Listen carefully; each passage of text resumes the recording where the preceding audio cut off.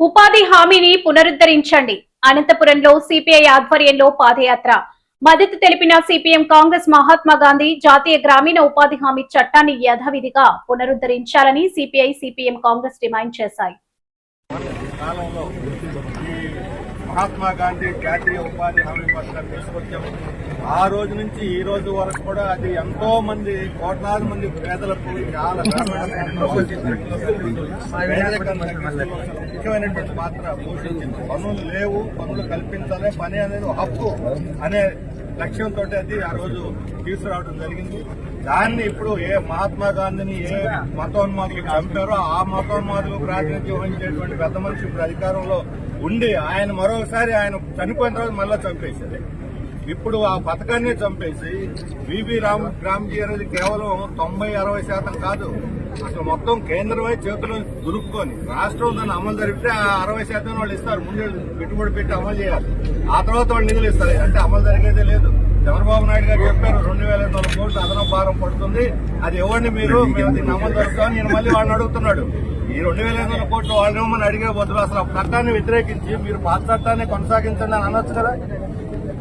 అందుకని తెలుగుదేశం కూడా అందులో భాగస్వామి దాన్ని ఎత్తేయటంలో. అందువల్ల ఈ చట్టాన్ని ఎత్తేయటం అంటే గ్రామీణ ప్రజల హక్కులను హరించడం, పేదవాళ్ళ పెంచడం.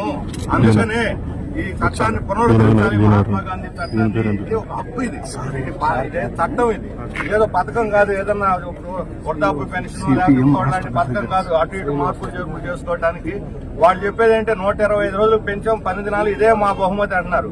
100ని 120 చేయడానికి చట్టం మొత్తం ఎత్తేయాల్సిన అవసరం లే.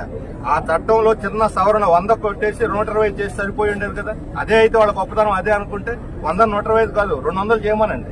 125 ఎందుకు అందరూ అడుగుతున్నాం కదా.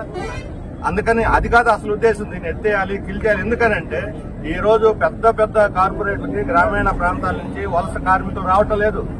ఈ రోజు వాళ్ళకి చౌక కార్మికులు కావాలి. తక్కువ కార్మికులు చౌకగా వస్తే చైనా లాంటిది, అమెరికా లాంటి దేశంతో పోటీలు పడి ప్రపంచ మార్కెట్ లో వీళ్ళ సరుకులు అమ్ముకోవాలంటే మనకి వాళ్ళ చౌకైనటువంటి కార్మికులు గ్రామాల నుంచి రావాలి.